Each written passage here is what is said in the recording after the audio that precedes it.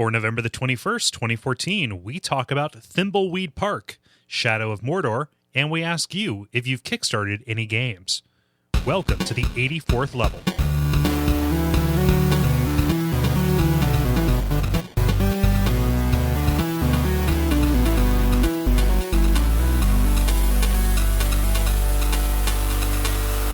My name is Kole Ross. My name's David Moneysmith. My name's Ben Merkel. And you are listening to The Level. It's a podcast for people who love video games. We're rocking the trace tonight, you guys. We're doing it freestyle once more. That can't be the title again, though.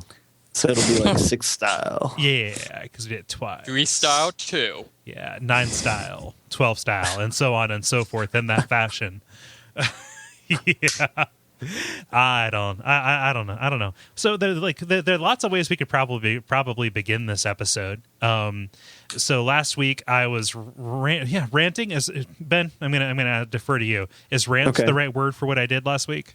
Well, I mean, you rant often, so let's just go with that. Let's have that be the default. I'm trying to remember back to when did I start becoming the angry guy? Because that has seeped into several elements of my life, especially at work.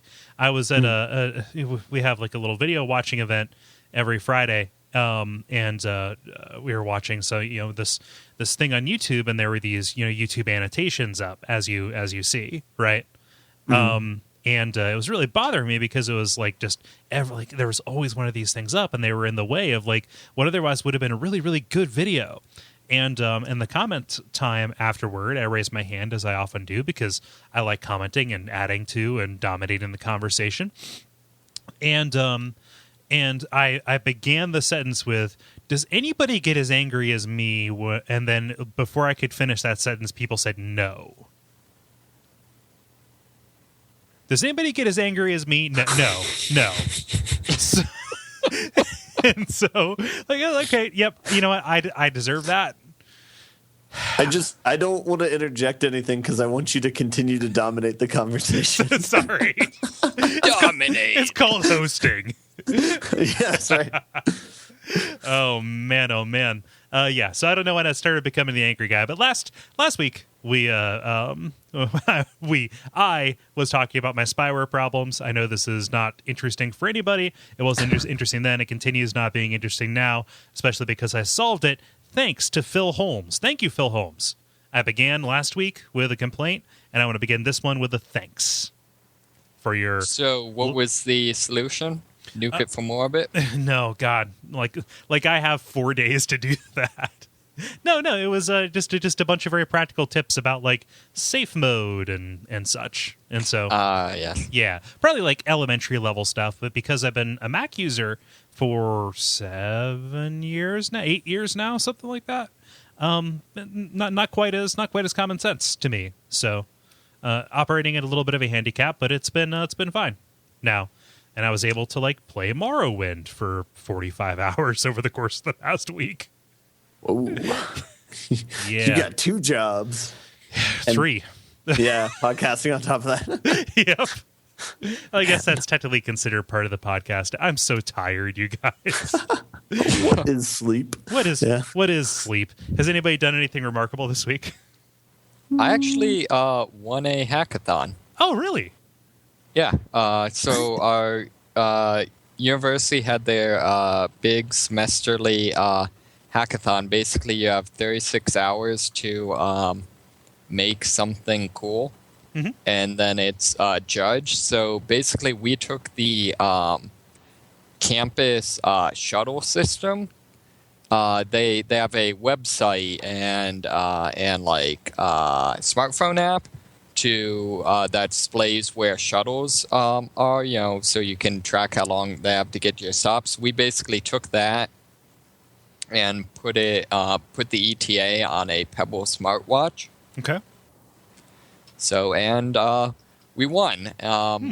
Actually, a little bit it was interesting. Yeah, I think it was kind of a thing where sort of the take-home was there's a lot to be said for doing something that people immediately can see how it makes their lives better. Because in terms of just crazy computer stuff. Like there was a team that basically made a virtual Rubik's Cube where like the Rubik's Cube doesn't exist. You just like in the air do a Rubik's Cube in your hand, and like the computer does a Rubik's. Yeah, you know what I'm saying. No cameras or anything. It just knows. Right, exactly, and just and something like that. I think it's technologically pretty badass compared to a watch app, but still. Well, I mean, yours has all the hallmarks of something that would get a lot of money on Kickstarter. Uses a right, yeah. I mean, yeah. So anyways, it was a really cool experience. It was a lot of fun. It was also kind of cool because our team was made up of me and another guy who are both PhD students in computer science, and then a freshman in chemical engineering. Just hacks on the side. Yeah. He wandered in from a car. So that was kind of entertaining. He just wandered in from a car crash with a head wound. He kept on asking for help, guys, help. You guys just thought that he wanted to help you. Yes, we'll take help over here. Yeah. So I mean, it's that's kind of the big thing now in computer science. It's kind of sort of the computer science equivalent of kind of the maker space and all that stuff. So a good time. Oh, neat. Well, that's cool. Did you use APIs? Yes, I did. Okay. Runtimes? Yes. Front-ends and back-ends. But no SDKs. Did you leverage disruptive opportunities? Yes. Cool. Did you use a JIT compiler? Actually. Wait a minute. Okay, hold up. Wait a minute. Did you say JIT instead of Git? No. We also use Git. Okay. Are Git and JIT different things? Just in time compiling. Okay. And I'm not sure if JavaScript is. I know Java is. And I know Python is. I think JavaScript does not use a JIT compiler. It's not legit. Yeah. It's legit. I think that I stopped knowing what I was talking about 7 years ago. Ooh. So, oh man, yeah, guys, let's do an episode about the normal stuff. We have some news. We've got the multiplayer, talking about Kickstarter stuff. I think that Dennis saw one of my tweets today and figured, hey, let's do that. And then round it out with a what you've been playing, or sorry, the grind. There we go. Talking about the games we've been playing. That's the right podcast. Yeah, there we go. had to cycle through my little Rolodex there of which ones are you guys? Yeah. Oh man, sneak preview. Ain't been playing shit that ain't Morrowind. So hope you guys brought something to the table. It is time for the brief, where we talk about the things that we have seen happen in the world around us. Good save, Cole. Good save. Nobody saw that. Do you guys mind if I lead with one? Because I'm really, really excited about this. Go for it. Yeah. So imagine my surprise and delight today when I see a minor wave on social media from Ron Gilbert and Gary Winnick, the creators of Maniac Mansion and also Monkey Island, those old LucasArts adventure games, that they have launched a Kickstarter for a new game. Oh, snap. Oh, yeah. So it's called Thimbleweed Park is what it's called. It's on Kickstarter. It looks an awful lot like Maniac Mansion. In fact, most of their materials have callbacks. Some would say pandering to people who love Maniac Mansion, but because I am one of those people, I think that is perfectly fine.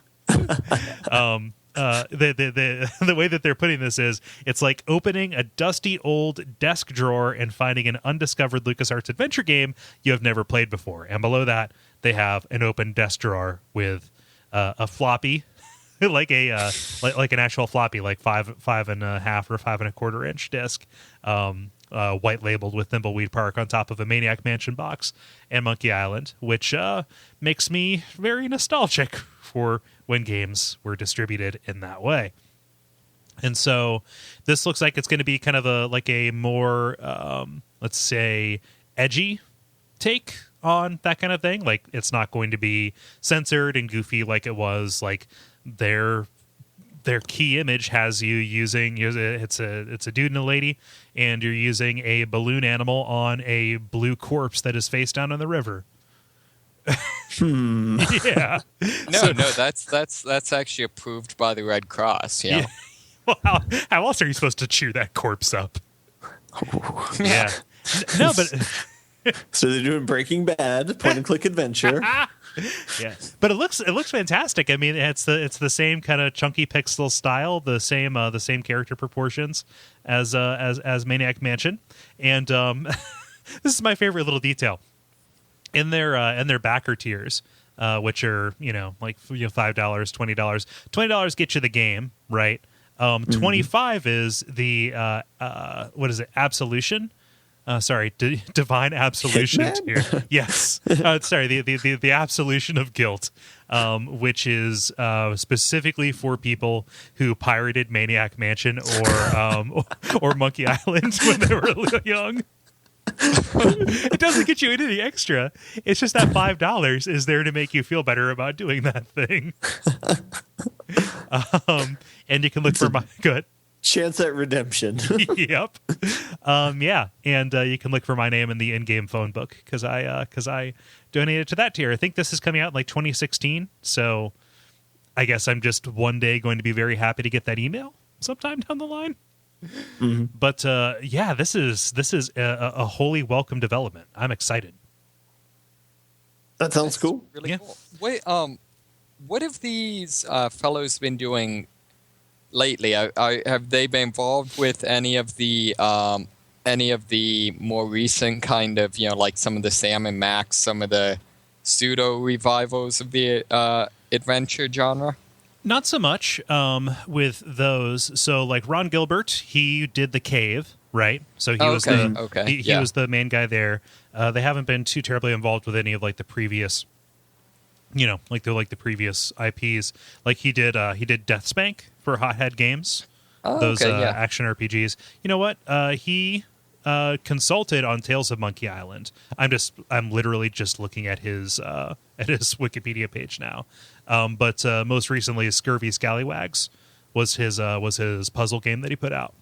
And I can't quite speak for Gary Winnick, but they've been active, but not like super, chasing that, that same aesthetic, or I guess, sure, or that same genre so much until right now. Like one interpretation, chasing the monkey. Yes, one interpretation of this is that they could be cashing in on this, but again, it looks great, so I don't care if it's a cash in if it's good. Like make something cool that is I don't know, that has bodies and rivers. Yes. Yeah, like they're perfectly within their rights to like use those names, I guess. I don't know. It feels great to me. I feel like I'm justifying now, so I will cease here. Their video is great. Like the music even. So have either of you guys played like adventure games of that vintage? Like I feel like I've asked you this, but I don't. Do you count? Are you afraid of the dark as an adventure game? Yes, but that is not the same as these. That's correct. Yes. The style is definitely different. Yeah. I'd say the content's pretty similar, though. Yeah. Perhaps.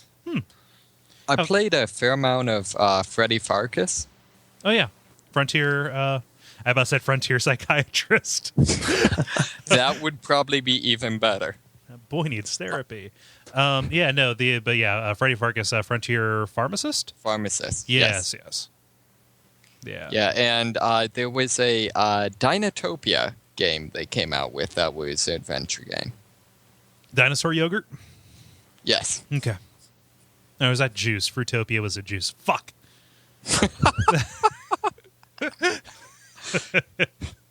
So that's my story. Go back this thing. It's already it launched less than I think 12 hours ago, and as of the time we're recording this, and it already has almost $100,000. What's their goal? 375,000. Okay, it's gonna make it. Like, if Tick Track has already said they're gonna exceed their goal. So, what's their stretch goals? Because I feel like this is the type of game that can be hard to extend. They don't have any stretch goals, honestly. Okay. Just higher and higher guilt redemption levels. Yeah. Yeah. Well, it's, I don't know. Like, you're absolutely right. This is a game that would be harder to extend. I think that, in general, developers are kind of shying away from, let's give the community the ability to determine what's going to go into our game. And so, if they budgeted right, which I imagine they have, because they actually have a pie chart breakdown of what they're going to spend this money on, which shows that they've done their homework. If they budgeted this right, they could get up to, right up to their goal, maybe just a little bit past it and still be fine. And I would be perfectly happy as somebody who backed this project if they continued getting above and beyond that. And that was just money that helped them work toward the next thing. Right? Not everything has to have a goal attached to it, above and beyond. Mm-hmm. Yeah. So good on them for stepping out the gate right. Yeah. I guess I'm so used to everything in at the university is grants and stuff, so it's using that for something else, that's embezzlement. Obviously, in this case, that would totally not be. Yeah, they're a private company. Yeah, exactly. So here's the crazy thing. I'm looking at a screenshot of Maniac Mansion, and at the bottom in the copyright it says Maniac Mansion, copyright the Walt Disney Company, all rights reserved. Which I guess makes perfect sense because Walt Disney bought Lucas, which, owned that copyright. That is crazy that Disney owns Maniac Mansion. So are you waiting for the original the movie? ride? Yes. I mean, they already have a mansion laying around. Just unhaunt it and maniacify it. That'd be great if they started turning Tim Schafer games into Disney rides. That'd be great. I mean, well, to be fair, Monkey Island pretty much is just Pirates of the Caribbean. the old incarnation before they fucking steroid it up. Before they drop that depth charge on it. Fucking. I know. I'm feeling a rant coming on. The later iterations in the movie series could have used more insult sword fighting. Man. So before I continue walking down that road, who else has a story? Sure. I've got something. I would say entirely crazy. So there's a fellow who has finally completed his 2-year Big Planet 2 project to recreate the entirety of Final Fantasy VII in Little Big Planet. Oh, good Lord. Yeah, Threnza on Twitter brought this to my attention today. There's not a place in my brain that fits. Right. Do you have further details? Because I just went cross-eyed. Sure. It's 31 levels, and you can, I guess, watch a playthrough on 113. Well, it's unclear if this is a playthrough or documentation. I only watched the first one on his YouTube channel, 113 videos. Jesus. And I watched most of the first one. It was 15 minutes long. Mm-hmm. Mm-hmm. So we're talking. There's a lot of stuff he created, and it's pretty much shot for shot. The part I was seeing basically covered the first mission, the whole terrorism mission where you blow up the city. Yeah, make a reactor one. Yeah. Yeah. And it was pretty much straight up, like all the dialogue, the weird like opening scene where it's I really don't care about this game. What's her face walking around? Eris, yeah. Thank you. Waifu. Yes. I'm now going to get hate mail. It's an accomplishment. I guess. I'm hoping that this was just like the world's most elaborate attempt to get a job at wherever the company is that makes Little Square Big Enix. Planet. Oh, okay. Yeah. Well, I mean, this answers a lot of people's prayers. People have been asking for a Final Fantasy VII remake on PlayStation 3 for years. Finally. Like, this strikes me as something that somebody, like, did a prisoner make this, David? Is his YouTube username inmate 44179? Wait, what does that mean? No, just okay. Walk along with me to a fictional world where inmates are allowed to have YouTube accounts, but they have to use their inmate number as their username. That seems legit. No bad could come of that. Set up a Patreon for their for their attorney's fees. Yeah, no, but just I feel like that would look bad in court though. He's got Patreon. It's continuous funding. Obviously, this guy is planning on reoffending. Yeah. Should have been a GoFundMe. Yeah. No, but just like think about that. That prisoner who will make a scale model of the Vatican out of matchsticks. Which hides a shank. Yeah. A scale model of the Pope shank. Yeah. You just got Shanktified.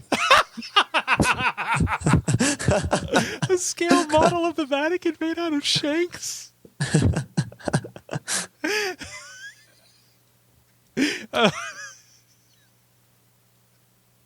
Why is this corn dog stick all red? Oh, wow. There we go.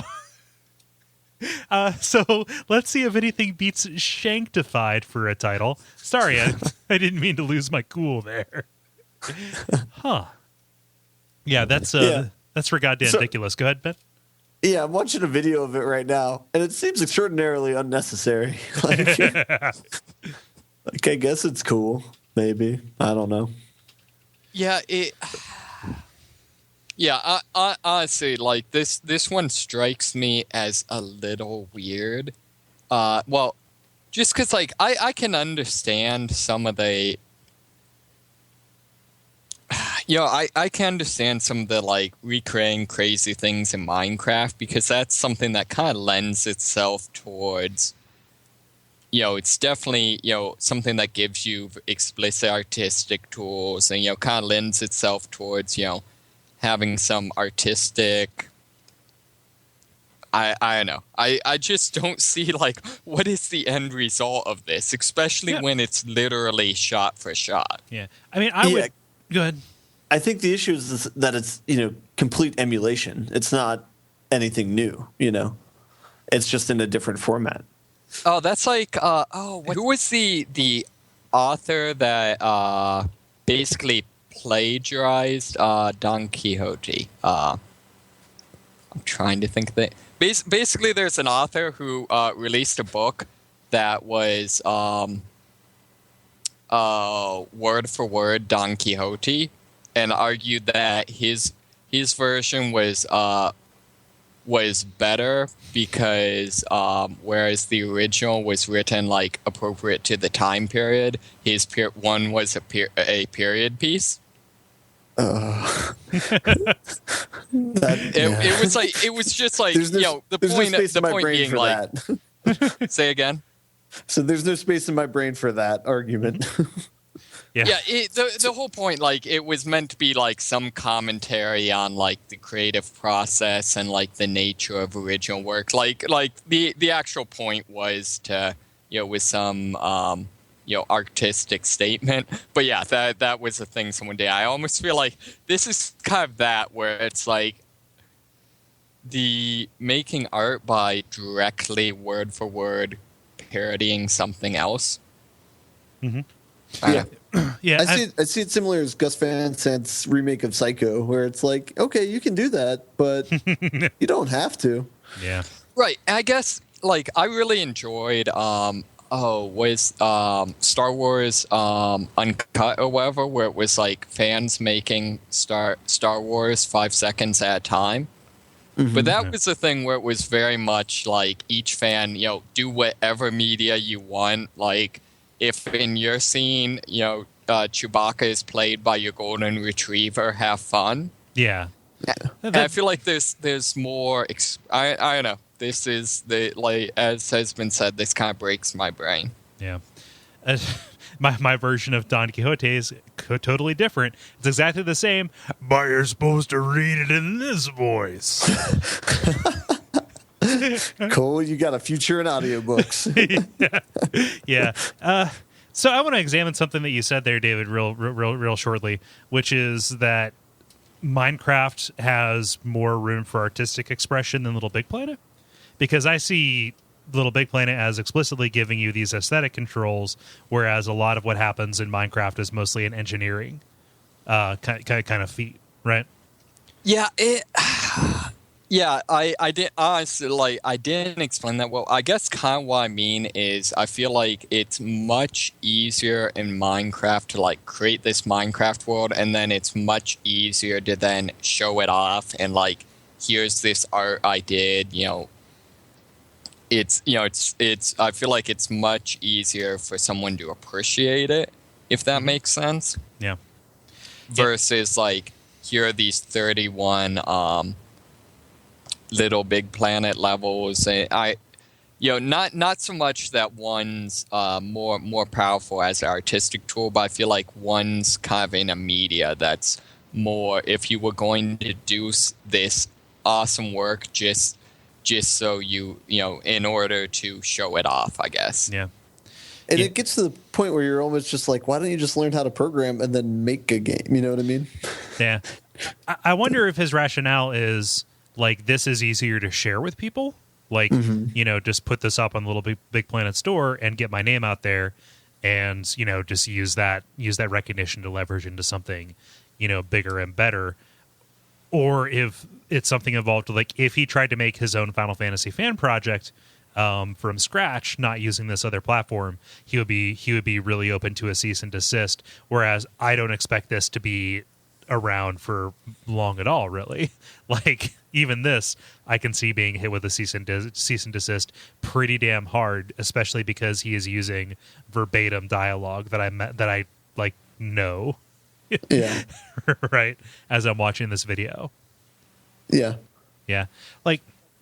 So I don't think that, I don't want to speak for you guys, but I don't want to be mistaken myself as saying that this is not impressive in some way. Oh, it's definitely impressive. Yeah. It's this is pretty ingenious the way that he is figured. I assume it's a he. That might be unfair. But the way that this person has implemented it, but you're right. To what purpose and why all of it? Maybe it's not a story if they don't do all 113 videos, but yeah. Huh. Yeah, I'm a little bit biased too, because I think this is kind of I don't get the point. But if somebody did this with Shadow of the Colossus or Knights of the Old Republic, yeah. I probably wouldn't mind. Yeah.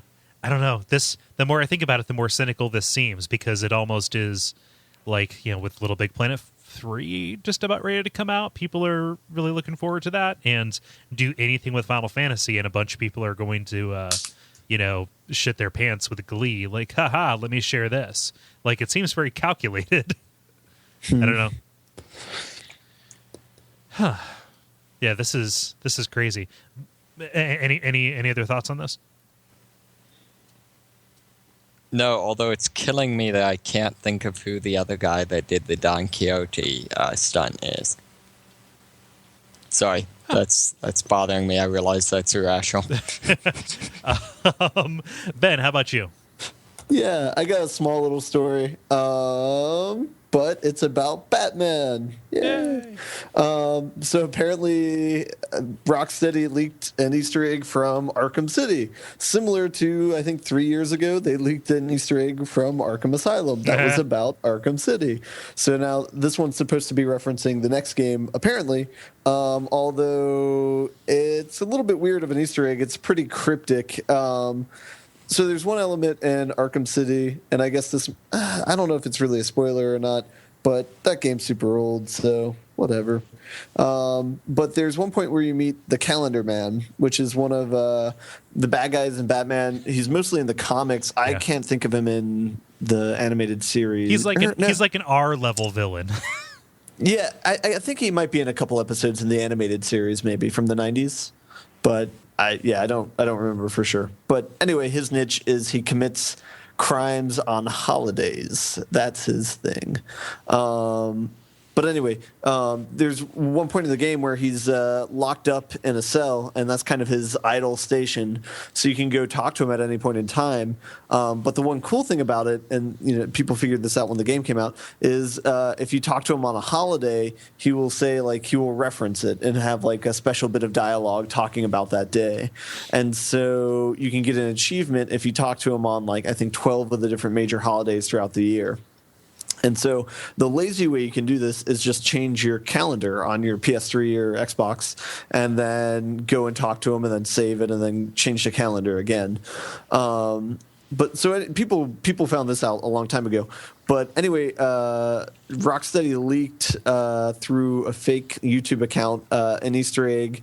If you set the date to December 13th, 2004, which is when Rocksteady was created, he will give kind of a cryptic message talking about the end of days coming and kind of the end of the Batman series coming up.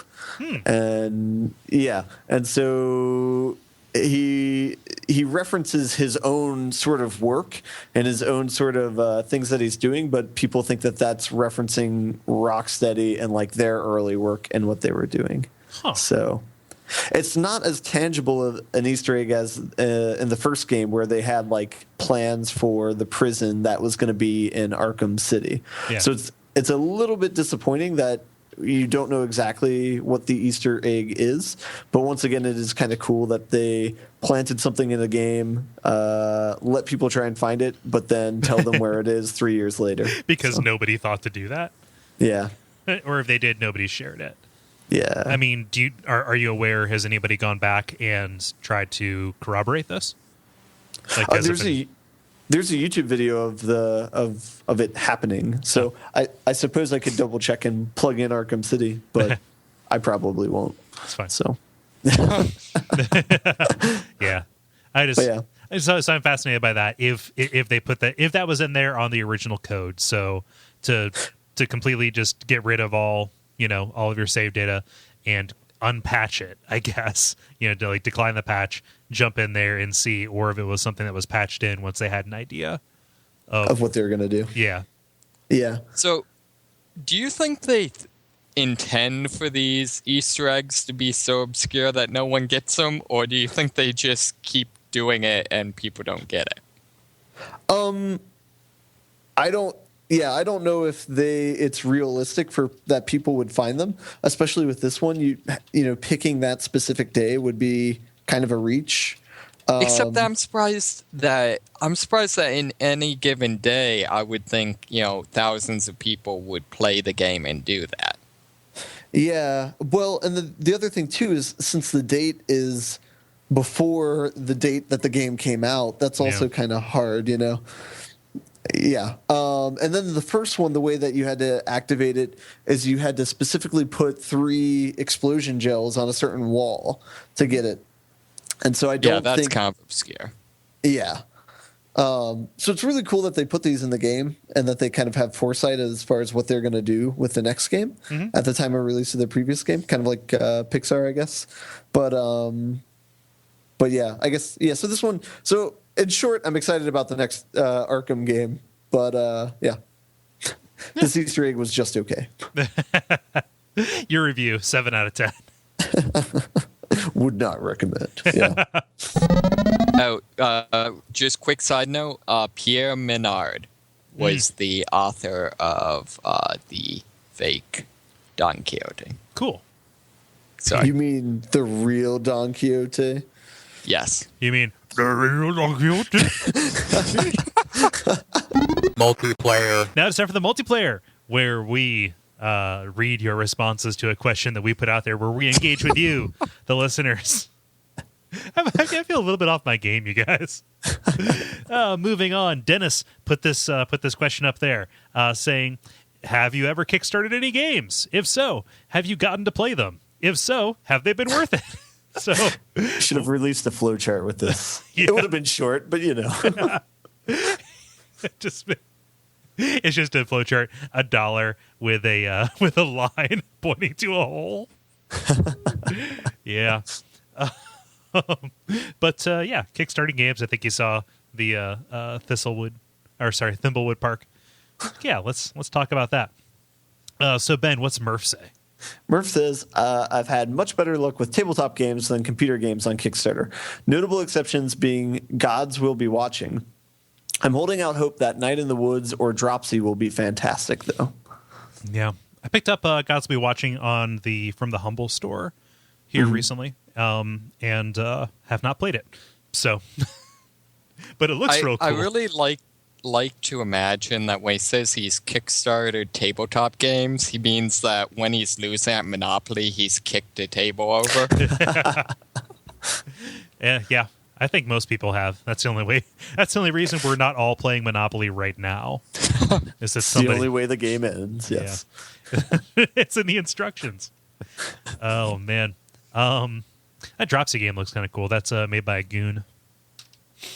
Yeah, it's a clown who can't speak or understand language, so everything has to be put in through like rebuses.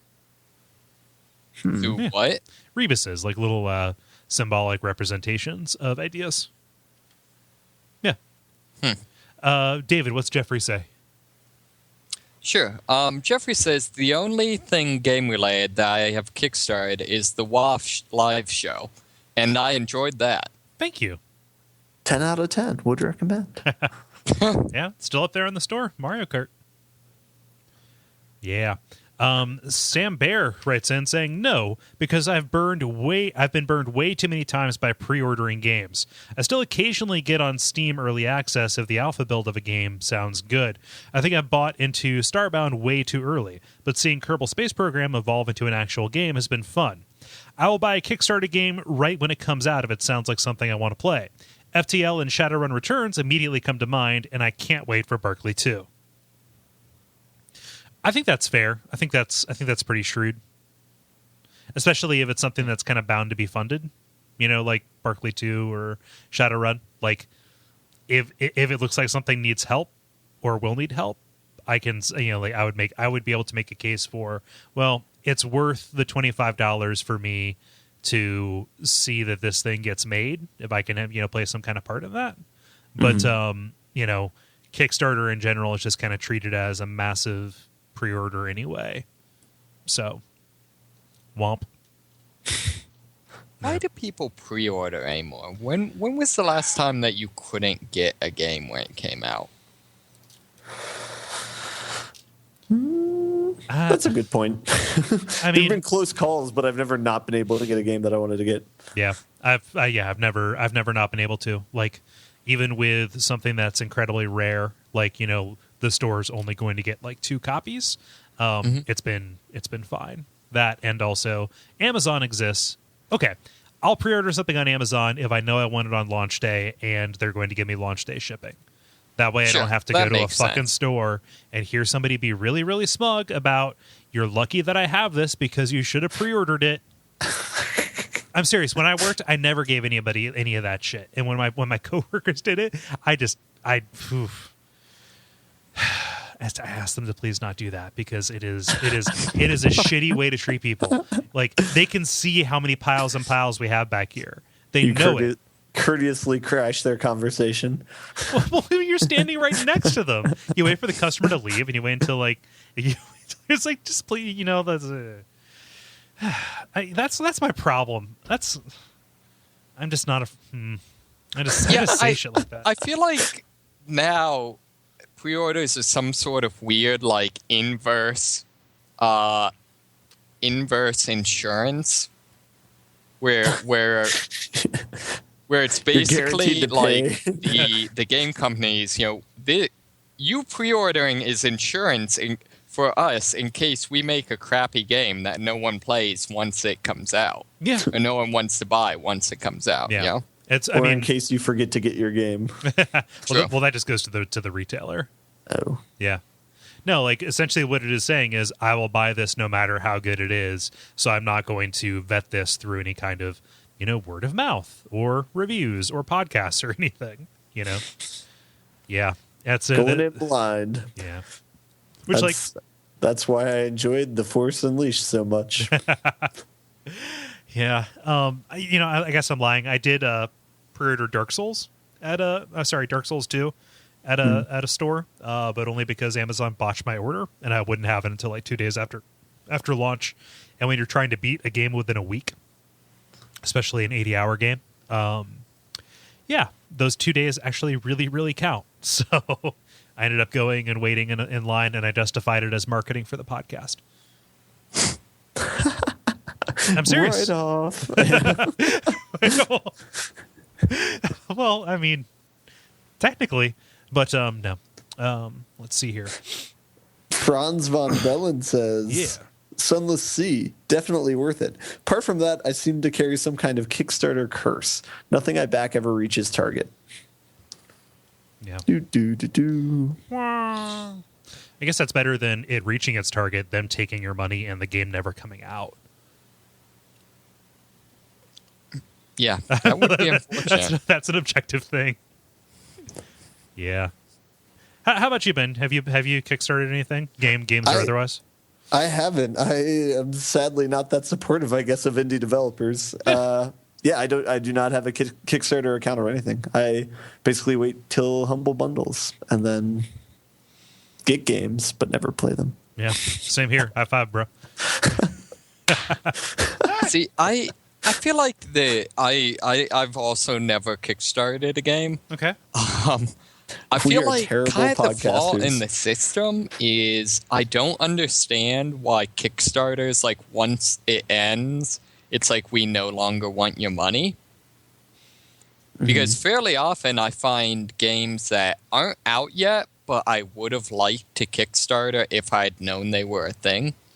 There are other places, like, other ways that they have extended crowdfunding, like off of Kickstarter. Most famously, Star Citizen has done that and raised like $50 million or something ridiculous for a game that's a complete pipe dream. The inmates are running the asylum and it'll never come out. Seriously, like, read up on Star Citizen. It's fucking nuts. Oh yeah, just like a week ago, it now has first-person shooter. Yeah, just pile that fucking on. Maybe their code's really modular, guys. Yeah. So a lot of places have extended their funding after the initial period. I think that makes sense, though, to set that goal, because what it does is forces it to be realistic. Sure. So if it was, hey, we'll just have whatever money we want, after that funding is over, there's incentive to actually go and, complete that thing, as opposed to, well, we just know money was always going to be coming in. Like, they would much rather have people working on finite projects as opposed to ongoing things, Yeah, that makes sense. Yeah. Yeah. David, what does Tom say? Tom says, kickstart a couple of digital cards games, Soulforge, Ascension, a couple of Planescape likes, Torment, Tides of Numeria, and Project Eternity, Shards of the Avatar, and Elite Dangerous. The first two I've been very happy with. The rest I'm not touching until they're out. If even a couple of the RPGs are good, I'll be very happy, given my nostalgia for Torment / Ultima. Yeah. that'll kind of like segue into my answer. So I have backed some stuff, Tides of Numenera among it. And that is one that I'm really excited and looking forward to. I think it recently got delayed into 2015. We may have even spoken about it in this exact show. But I share Tom's affection for Torment, and I'm really looking forward to that. But other stuff that I've kickstarted, I've actually not played, like the Longest Journey, like the Dreamfall chapters. Like the first episode of that came out, and I haven't touched it. I think I'm banking that up. I completely forgot that I backed Republique, which was that stealth based game for iOS, which I'm fairly certain I backed while drunk one night. And I was checking my spam filter, and I was like, "You have a game." I'm like, "Okay, cool, I guess." So that was a gift that nighttime Kole gave daytime Kole a year later.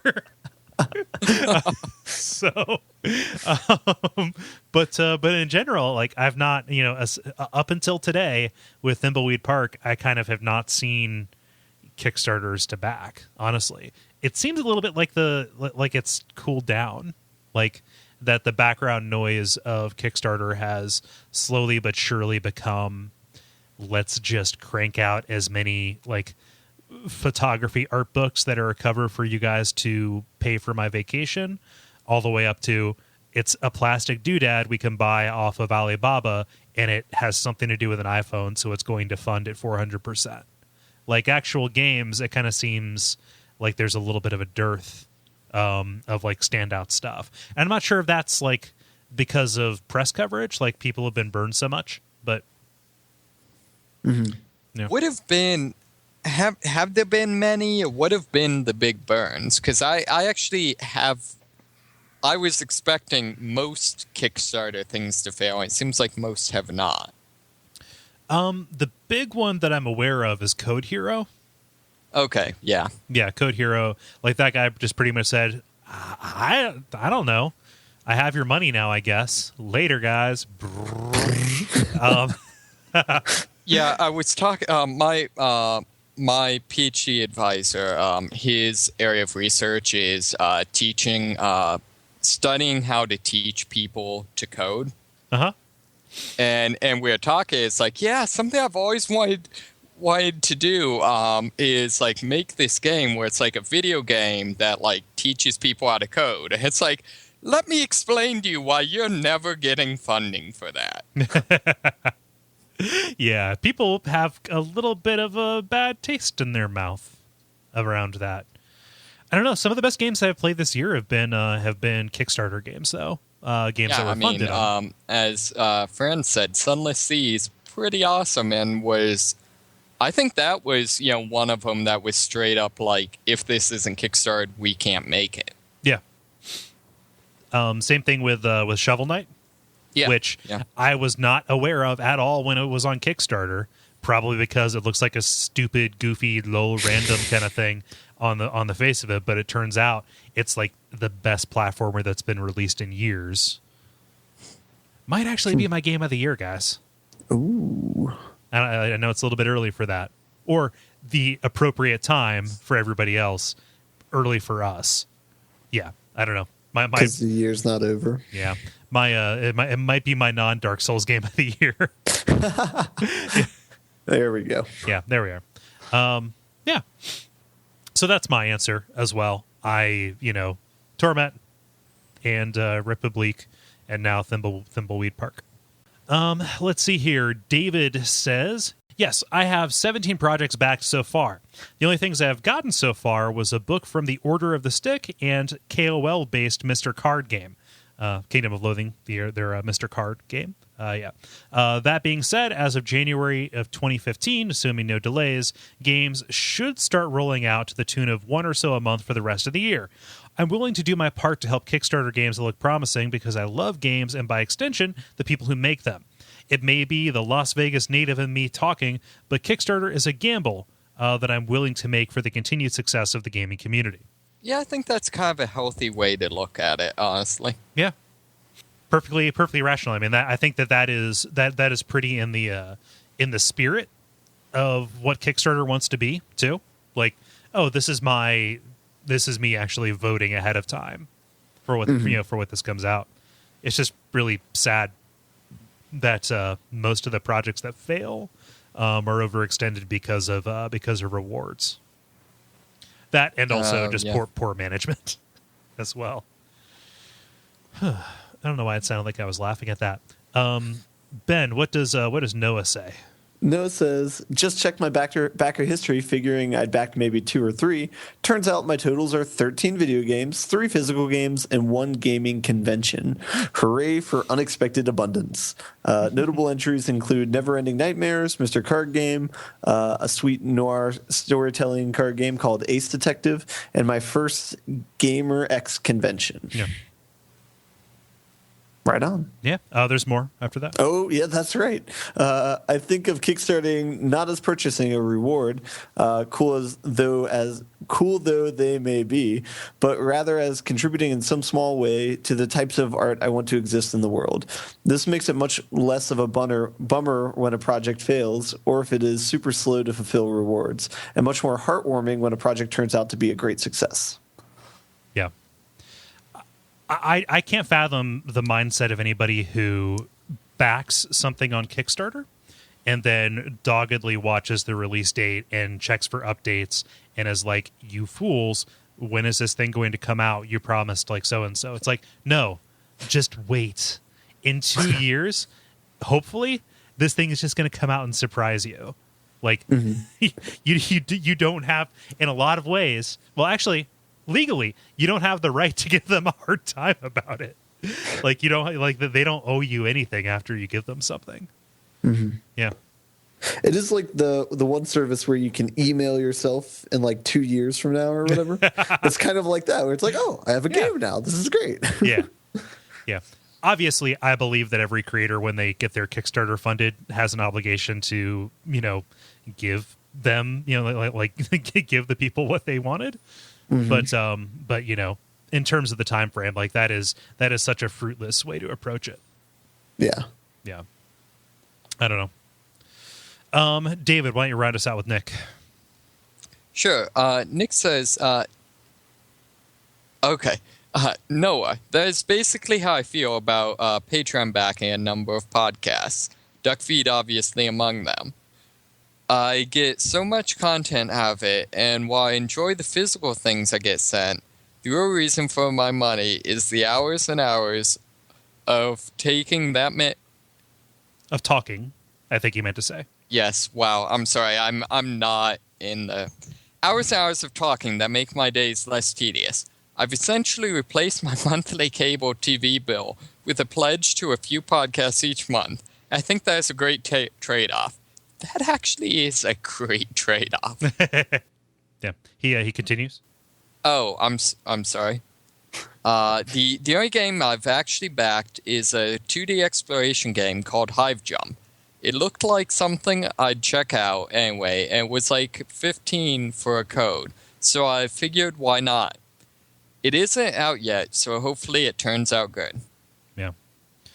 I like this question. I like the responses to it because it's providing me with a shopping list of things to like look into, because I trust our fans. And if they're saying, hey, this looks cool, it probably does look cool.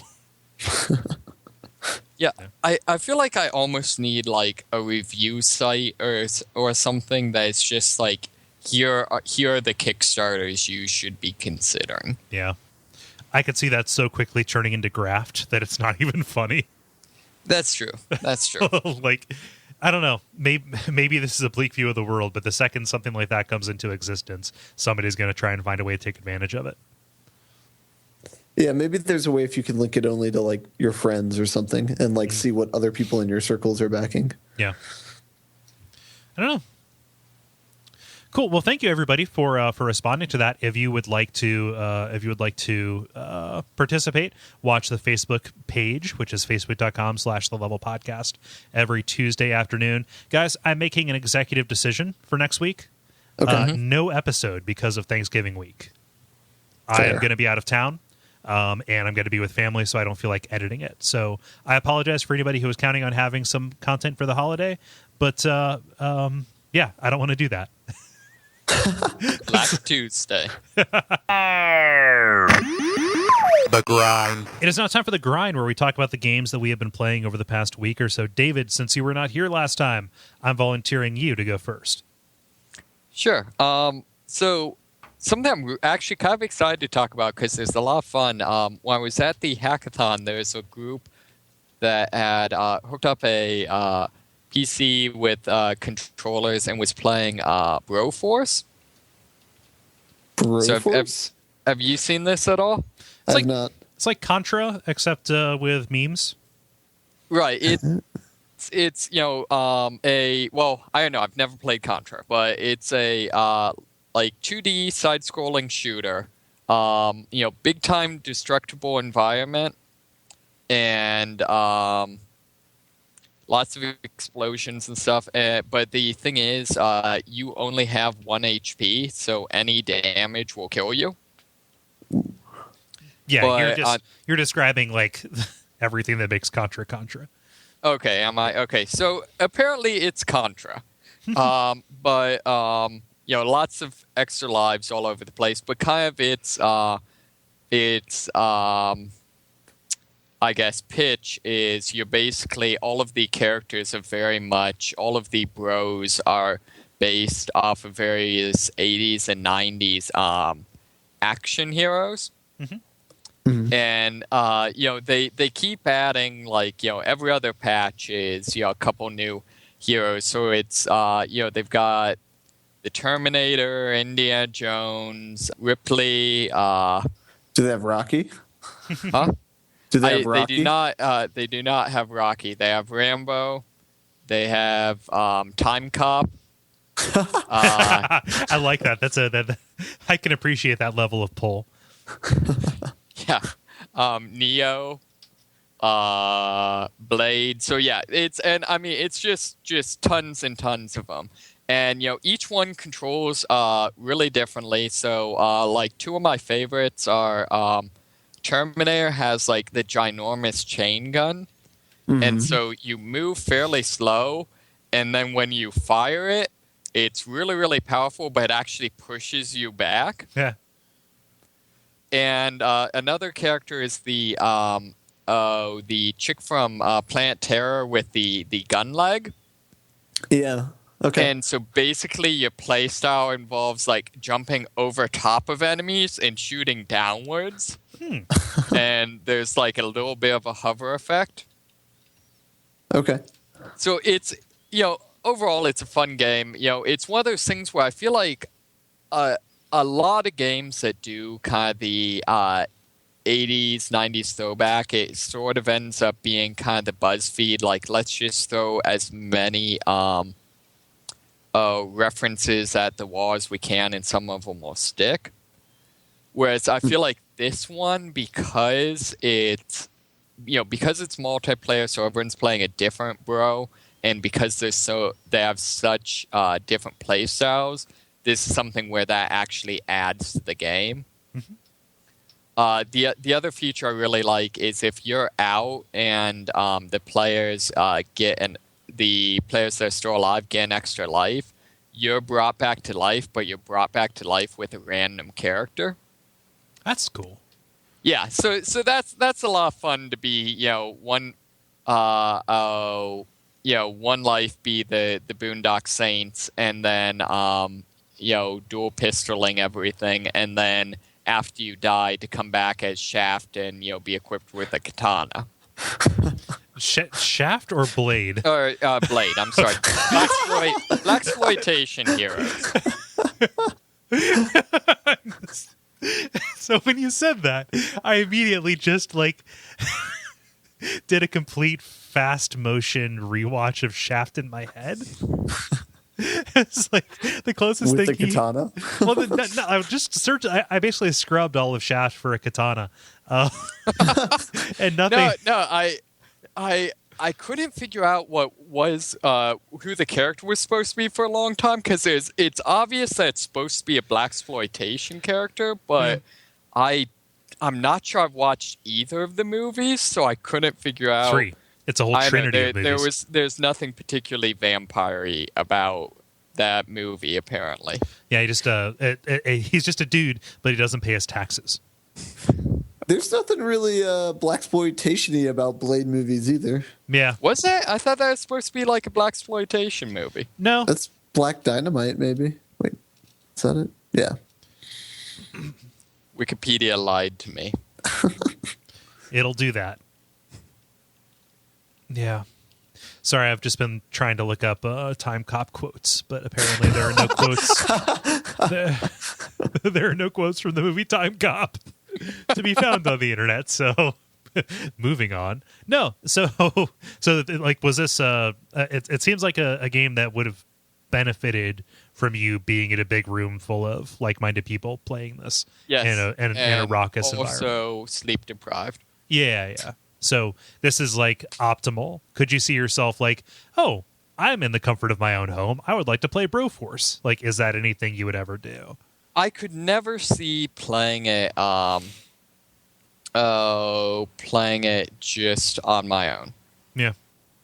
I just don't see that. I think it's basically like a kind of bringing the action niche to a party game, basically. Yeah. Gotta have your bros. Your super bros.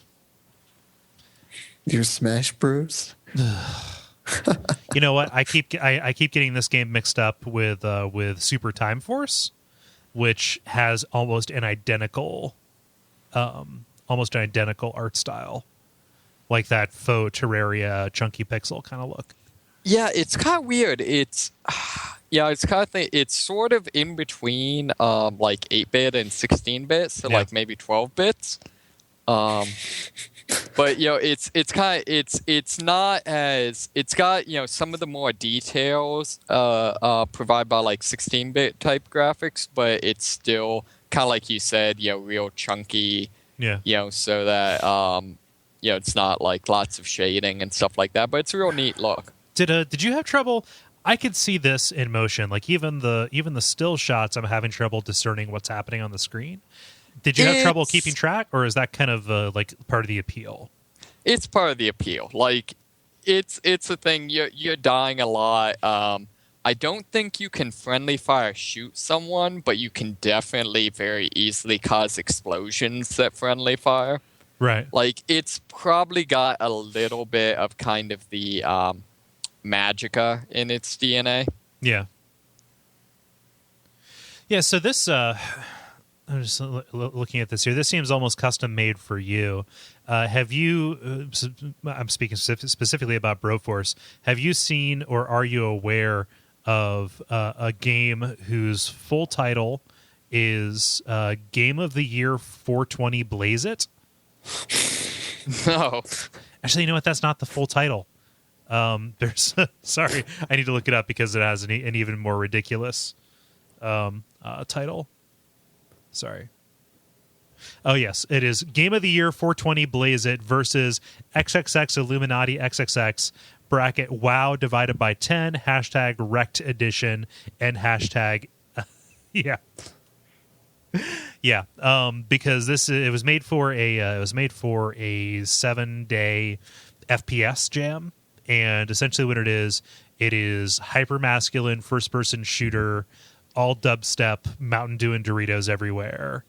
Like it's so it's so obnoxious that it rapidly wraps back around. Like you just like look at the videos and it's like this is kind of spot on because I could totally see somebody like there's like Comic Sans text that like pops up saying fucking hacks and stuff. Like I could see somebody playing this and not having an ounce of irony in their bodies about it. Like finally, a game for my generation. Yeah. Huh. I'm going to have to check this out. Yeah. I do enjoy my overly masculine games, so Yep. Game of the Year 420 Can we Blaze get It. more men in video games, please? Yeah. Like what's the deal? it's high time. It is high time. You know what? I'm very happy that somebody said something. I think that was very brave of you, Ben. Yeah, I'm ready to stand up and speak out about this. Wow. Let's end this. Let's end that bit. Yeah, let's end that bit. David, what else? Oh, good. Sorry. Have you seen the game Max Gentleman? No. No. It's just again a game about that. Like Is it a gentleman simulator? No, sort of. It's about collecting hats in very manly ways. It's one of those games where everyone in the game has to have a handlebar mustache, even the women. Oh yes, that kind of game. So, but unfortunately, apparently, this is something I'm considering kickstarting. Apparently, the game was inspired by a male enhancement ad they got. Mm-hmm.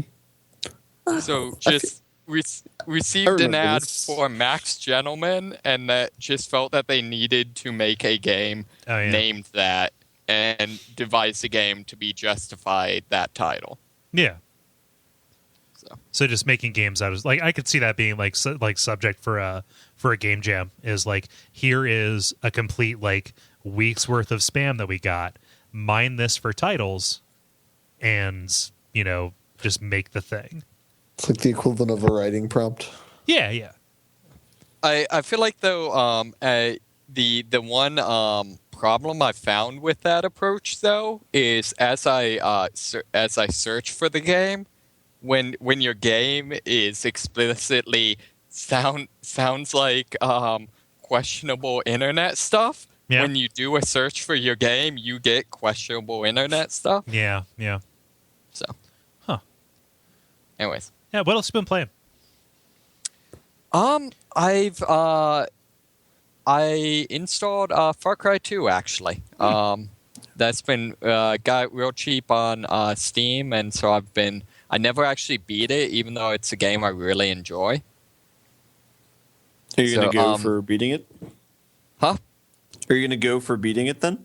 I'm going to go for beating it. We'll see how far I get. It's I still maintain that it's a good game, but it definitely shows its age in a lot of ways.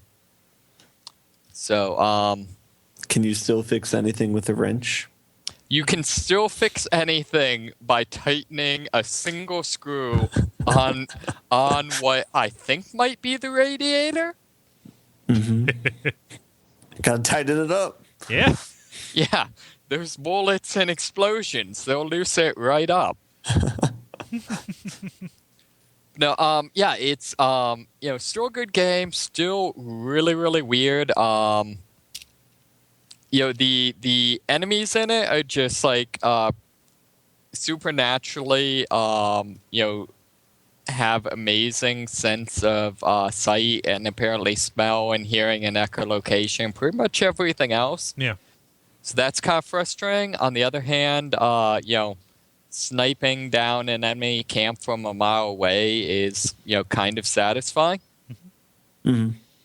So, and I like the fact that they do a pretty good job of making the two factions both pretty much equally unlikable. So, yeah. So I know I'm enjoyed overall. You normally really reject whenever a game presents anything as being unlikable, though, especially if there's no choice, outside of it.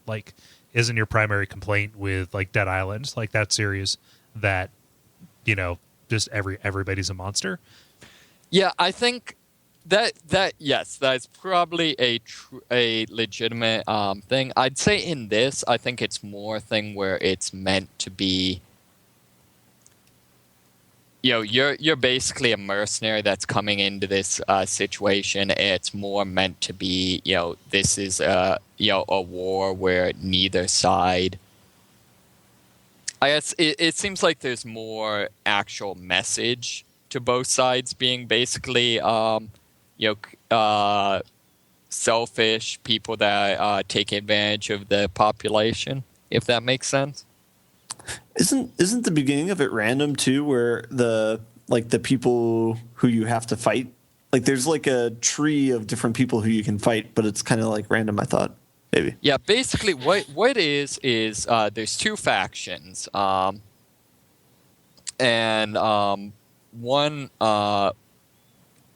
and they're basically, both fairly indistinguishable. I think one are technically communists and one are foreign powers attempting to exploit the people. So both basically evil. But the way you initially choose what side you fight is you wake up in the middle of a gunfight from malaria, and you can't win, but whatever part of the map you die on, that determines where you start. Oh, okay. Like, how does that play out? Does it determine who rescues you? Yeah. Basically, there's like one of four like quadrants of the map that you kind of get rescued to, and then you do, and it's, each one is associated with one of the two factions, and they send you off on like a tutorial raid on one of the other encampments. Mm-hmm. So I'm now starting to remember this again. You're going after the Jackal, right? That's right. That's the bad guy. And what are his crimes? Basically, he's a arms dealer that is a sociopath. So he's very much. It's kind of weird playing the game because to a large degree, it's kind of comes across now as like preparation for Far Cry 3. So he's sort of Voss 1.0. Whereas he's basically just this like psychopathic guy. He's an arms dealer, and he basically equates what he does as being no different than like selling radios. And it's very much it's not my my fault all these people die. If these stupid Africans would stop killing each other, we wouldn't have these problems. Like, so it's very much like his role tends to be to like randomly come on scene and spout really bizarre and nonsensical philosophy. Huh. So, but it's much more sandboxy than the previous one. I feel like that's kind of why the two evil factions don't bother me as much. Is I feel like the point of it is you're basically trapped there, and you're basically just kind of, there aren't really any good guys, and you're just a mercenary taking advantage of the situation because you're trapped there, if that makes sense. Have you had any, like in the time you've been playing this, this time, have you had any like crazy weird systemic stuff happen? Like emergent stories, I guess marketers would call it. I'm trying to think. Not so much so far. I mean, there's not really. No is an acceptable answer. Yeah, no. Okay. So cool. I forget. Did you play Far Cry 3? Yes, I did. Although, kind of my lead into this is I got to like the last, say, like 3 missions Far Cry 3 and got away from it. I initially bought Blood Dragon on the cheap, figuring I'd play through that, get back into the swing of things, and then beat Far Cry 3. And then Uplay decided to stop working, and it'll do that. Yeah, and Ubisoft's tech support is awful. So in the meantime, I'm playing Far Cry 2. Yeah, on Steam, a platform that works. Yes. To the point where the crash message directs you to look at a error dump, and when I sent that error file to tech support, they informed me that they couldn't open that file. You just had like a log, like an error dump, like a text file? It's like some basically like HTML type thing they made that puts it all in pretty context. But like, why would you have the debug information, one, be something your text can't open, and two, why would you explicitly direct people to that file? I don't know. Yeah, I've had nothing but bad experiences with Uplay.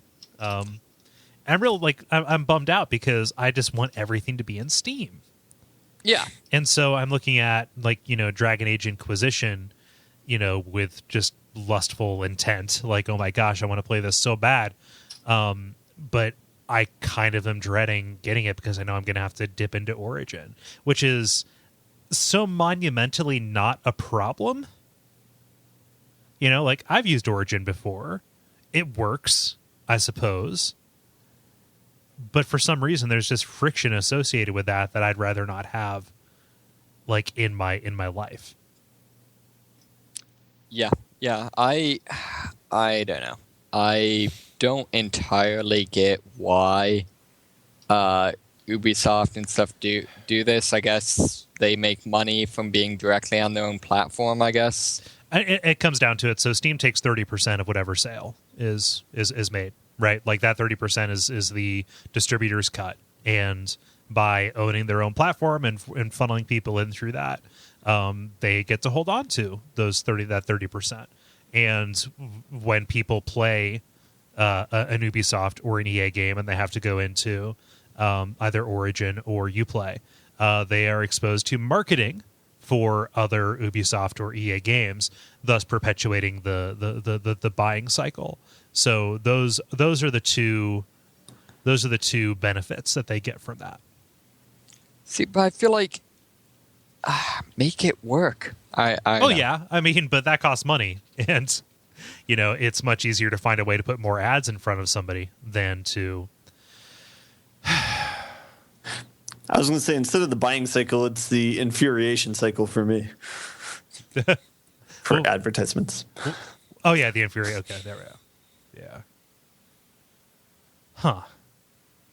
I don't know. I think I talked myself into a dead end there. But Far Cry 2. Do you have any intention to play Far Cry 4?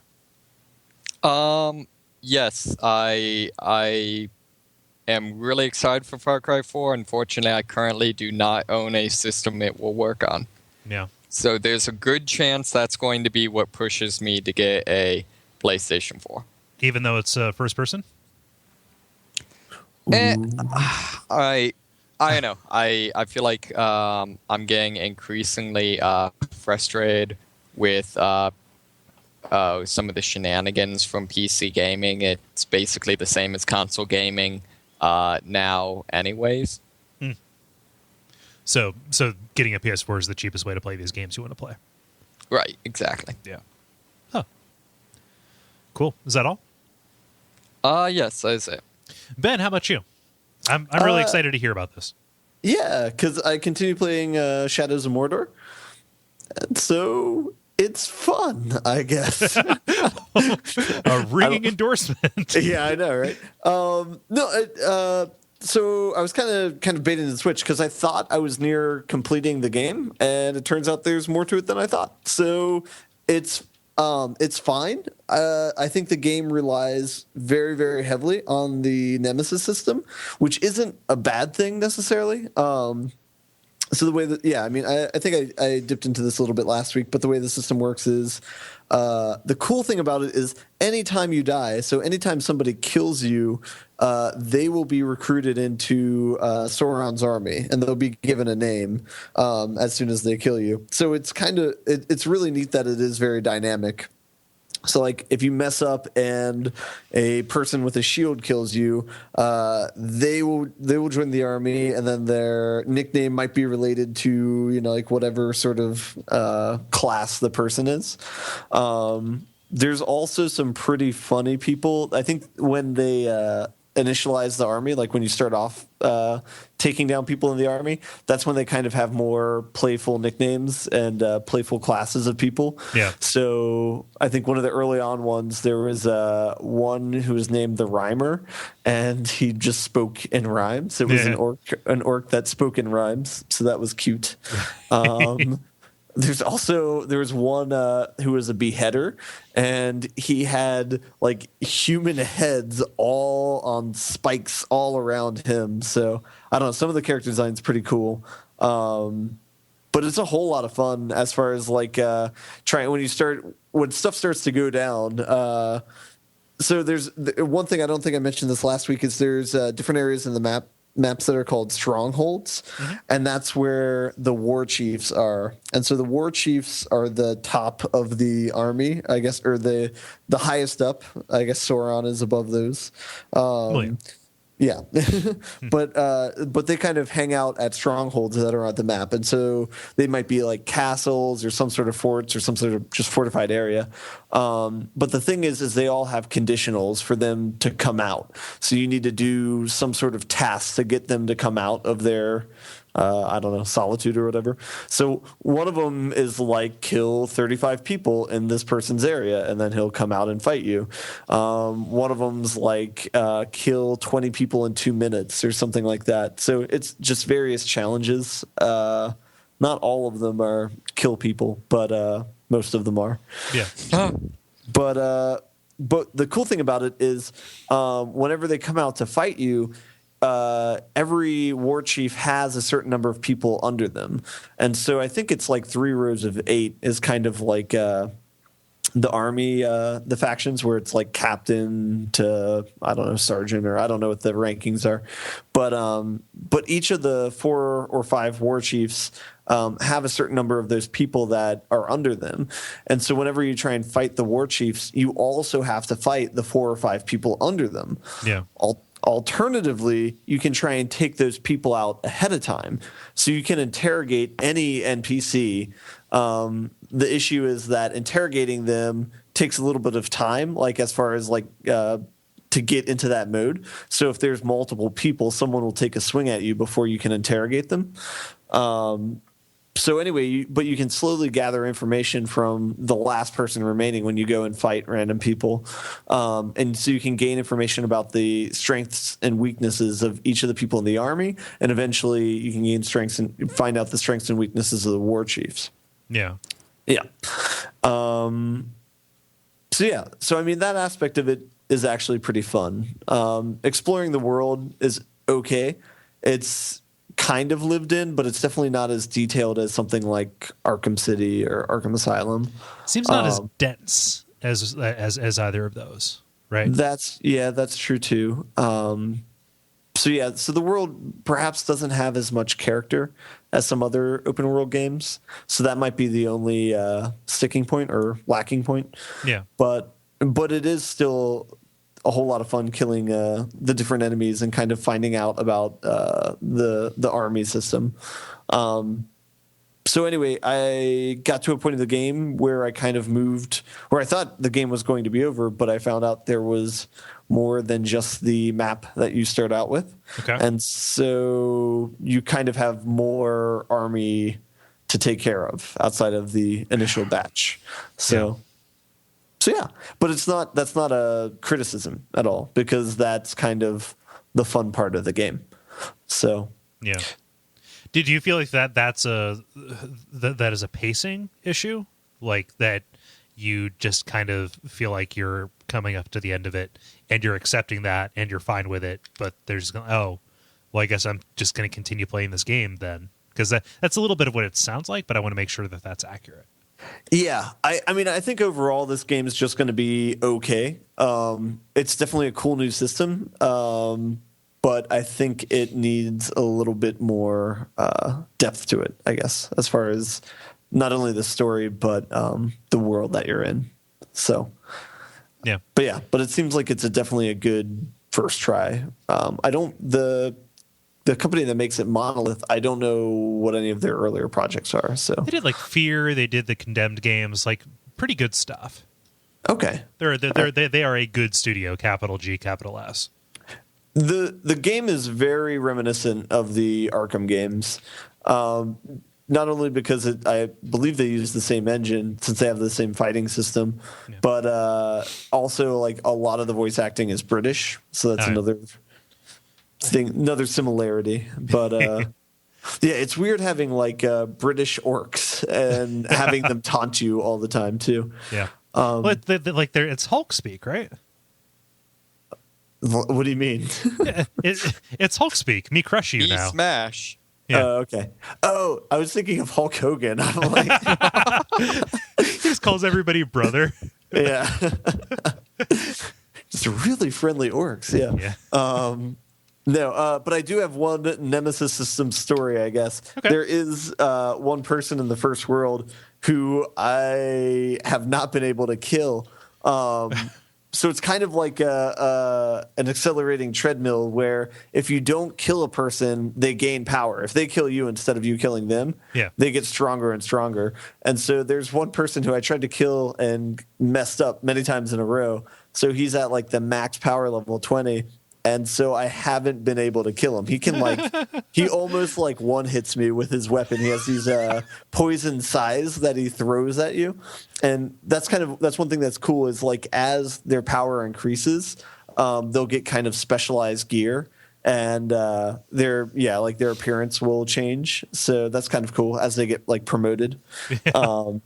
But yeah, man, it's Tars the Brewer is the name, and he's kind of a bastard. So it's fun that is dynamically generated, but that you can have that sort of experience. So emergent experience, as you would say. Yeah. So in the probably literally hours that I've heard people talk about this game and other shows, I've not had anybody allude to there actually being a main quest.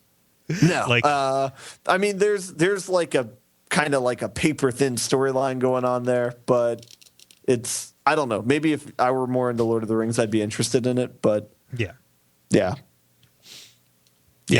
But I mean, like, is there, how directed is this? Are they ushering you along to a next goal, or is it more like, hey, there's a like an encampment over here that you haven't looked at. Maybe there's somebody you should kill. So sometimes they'll have missions that are, true missions and, things to do that are new.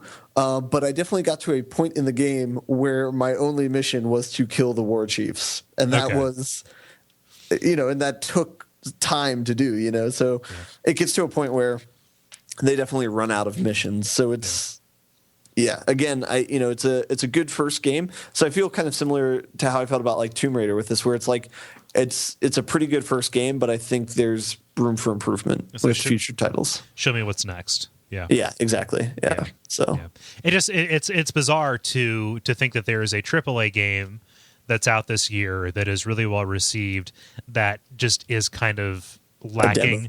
Well, not even so much that. Like, I guess you could say that what I'm going to say is a symptom of that, but like that doesn't rely on bespoke, like, narrative prescribed, content, I guess, right? Like this is not like a Grand Theft Auto 5 where there is a very strong story, a very strong mandated through line through it, I guess. Yeah. As opposed to like a couple of milestones that you're supposed to hit, but like pretty much everything else is connective tissue. Yeah. Yeah. Again, maybe if someone were more into Lord of the Rings, it would be a more interesting storyline. I don't know if it's my bias or not. So, are you like actively against Lord of the Rings? Like, are you just aggressively not interested, or no? I'm just passively not interested. You've never been that much of a fantasy guy. Yeah, I like sci-fi, but I like future fiction, not past fiction, I guess. Yeah. I get that. Huh. Well, I'm glad you're kind of liking it. Yeah. I would say I'd probably have it beat in another week or two. So nice. Yep. Huh. Yep. Anything else? Let's hear about your fantasy game. Yeah. No, sorry. I was closing. I closed out the Facebook tab because the multiplayer. We're done with them. We're done with the multiplayer. Instead, there's an article behind this that has like one of those trending now widgets on the side of it. Like, oh, here is popular content that you may like to see that, we're monetizing your eyeballs on. And at the top of the trending now list is the following headline. Girl little I can't even finish it. Girl literally shits her pants while twerking in white leggings. Parentheses video. Just what is this? What is this on? I don't. Why does it have to do? Is this like a new video game? No, this has nothing to do with video games. Like, can we make it into a new video game? No. Earlier in the day, somebody tagged me in a comment about an article that was about wearing the same thing every day. And I skimmed it, and I was disgusted, but not disgusted enough to like close this off, because it's about like, simplify, man, life hack your shit. It's like, well, no, you're talking about this like it is, the new hip Silicon Valley thing to do, as opposed to what it really is, which is compulsion. But no, it's on a site called Elite Daily, and then just off to the side, trending now. This poor woman shits herself in white pants for your amusement on the internet. Also, twerking is involved because those kids, am I right? And cell phones, too. Trending. Hashtag trending. Oh, wait a minute.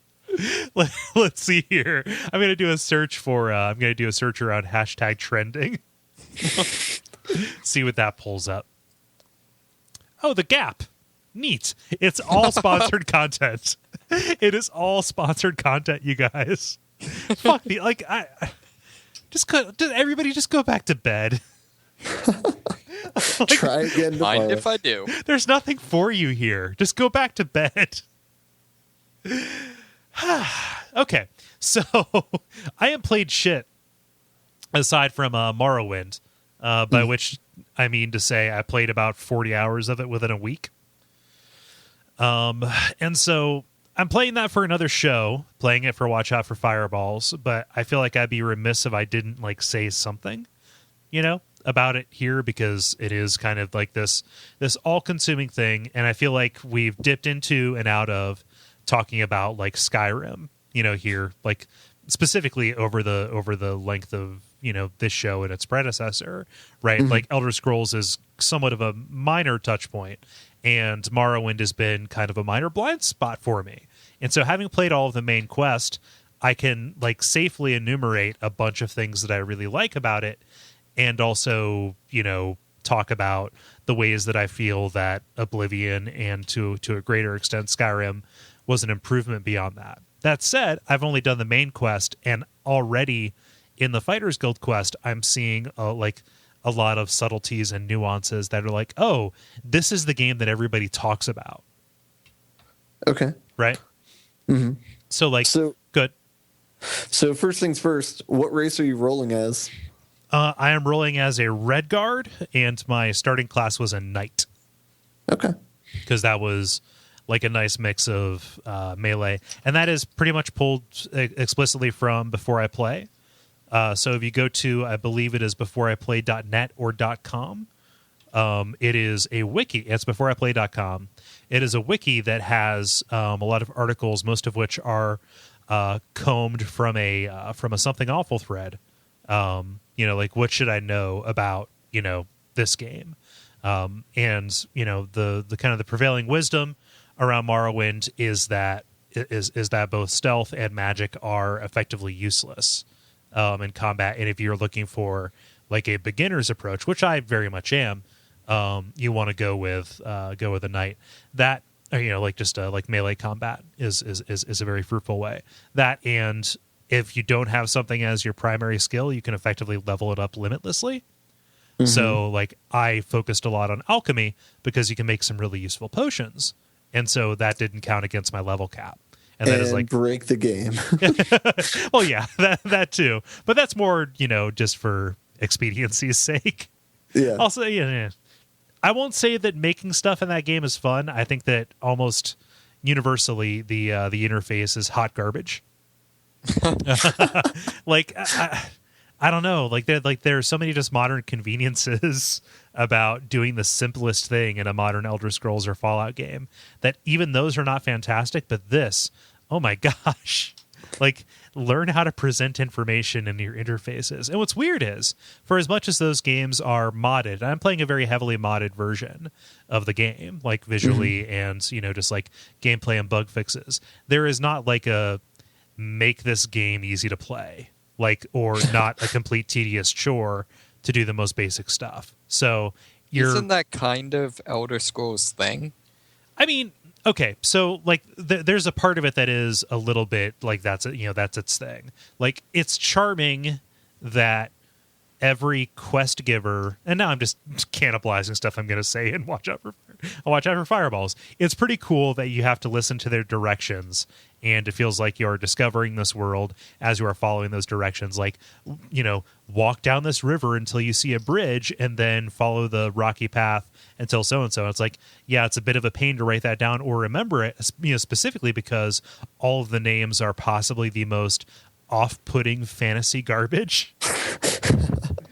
Hot garbage. Yeah. It's like literally just somebody spilled a Scrabble board. It was like, we're going to make you A, remember that person's name, and B, pick them out of a crowd.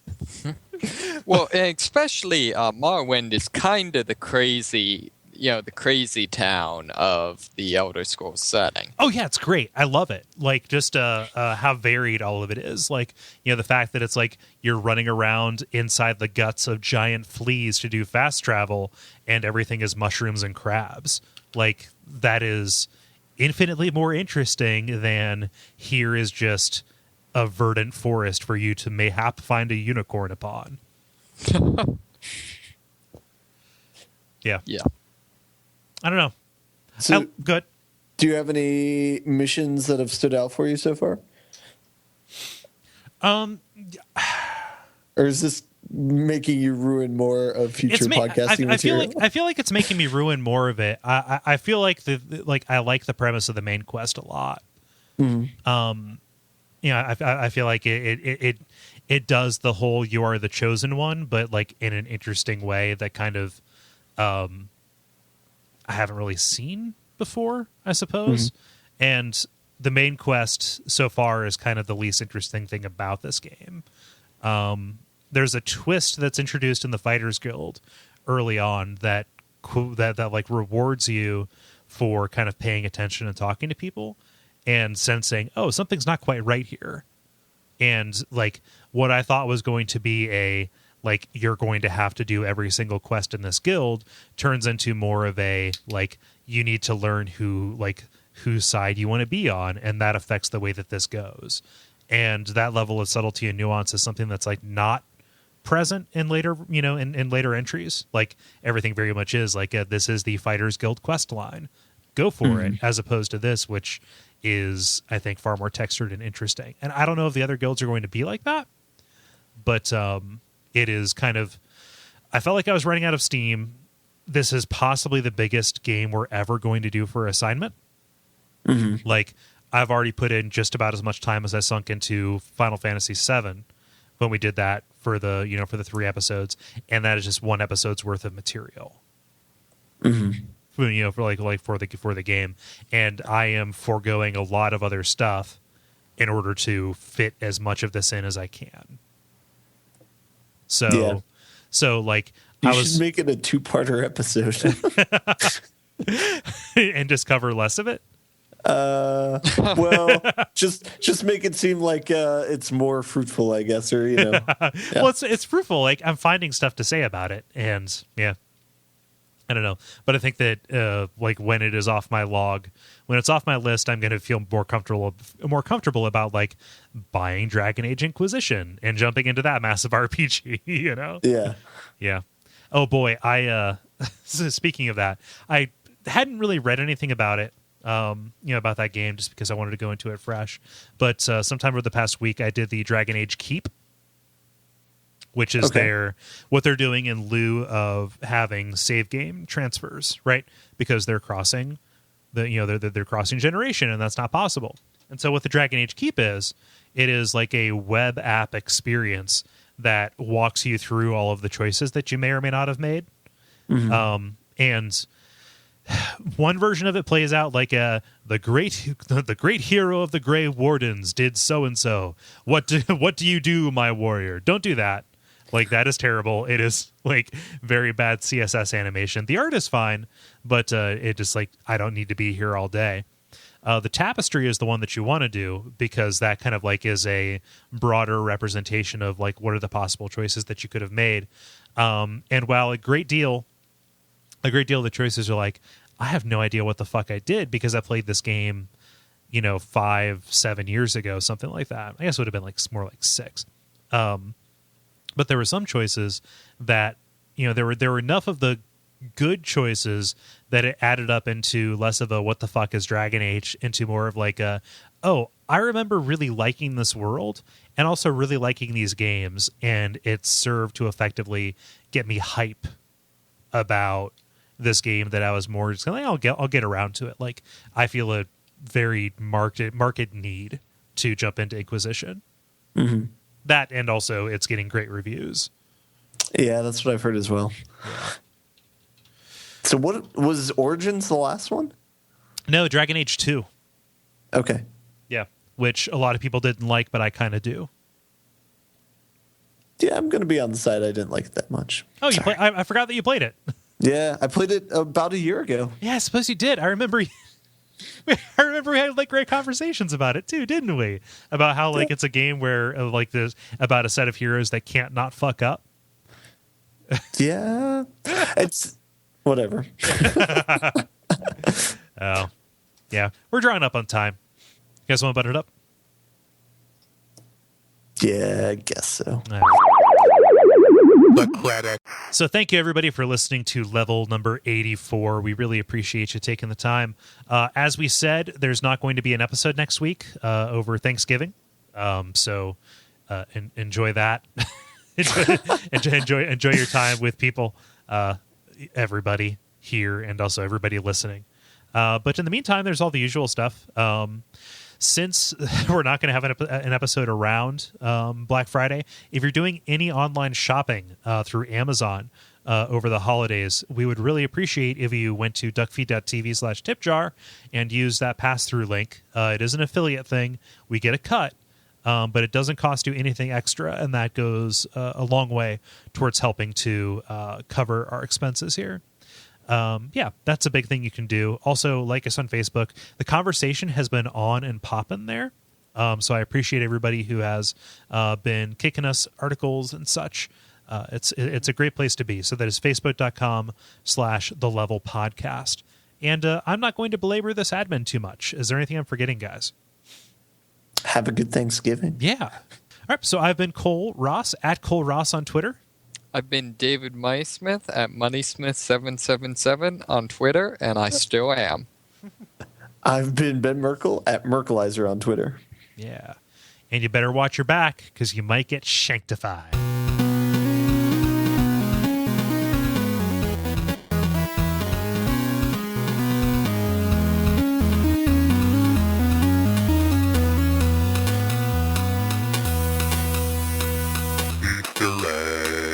Here's like a weird sort of, I don't even know what meme it would be, but so the webcam on my laptop is broken, right? Or it doesn't work, right? Okay. I put duct tape over it anyway because I'm paranoid about how it could be accessed.